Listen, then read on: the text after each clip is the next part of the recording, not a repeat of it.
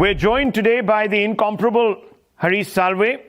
We're speaking just days after the arrest of an environmental activist for allegedly creating and circulating the controversial toolkit related to the farmer protest. Viewers, as you know, we begun the program by giving you some details of what the Delhi police is apparently allegedly unearthing.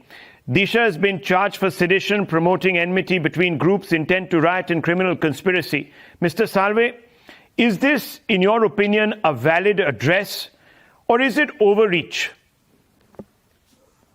I have only as much access to information as someone who reads electronic media and very little of it. But I have read the toolkit, and from what I have read of the toolkit, it does appear to be a document which is definitely nothing to do with a farmers' protest, but an attempt to bring back the specter of the horrors which we all lived through in the early 80s in Punjab. So if India is very sensitive to the K word, I don't blame India at all, and I think we should nip this in the bud. Now, how serious is this toolkit is something which only the police will know. How serious are these people?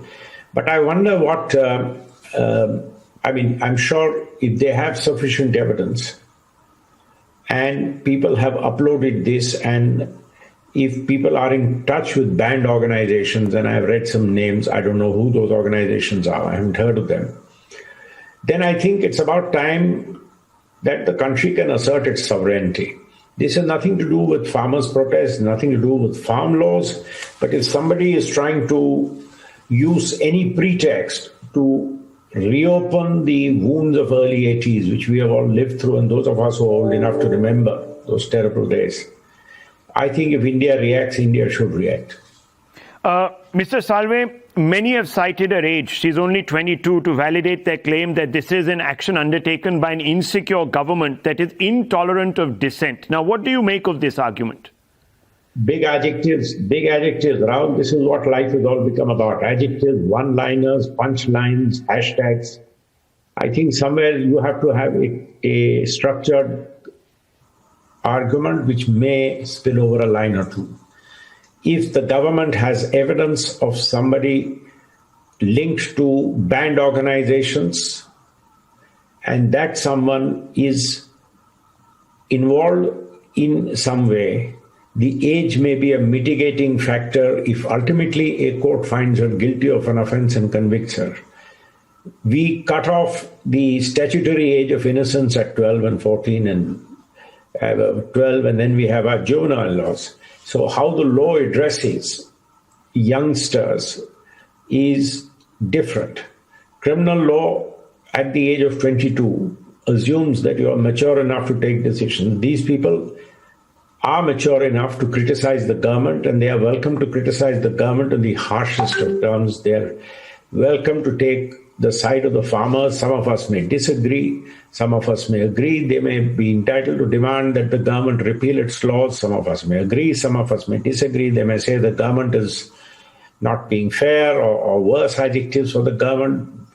We don't like their words, but as long as it stays within the four corners of protest, it is one thing. It is quite another thing to hold hands with organizations which are banned organizations and try and allow their agenda to come in and ride piggyback on their agenda. Let me tell you what I personally feel.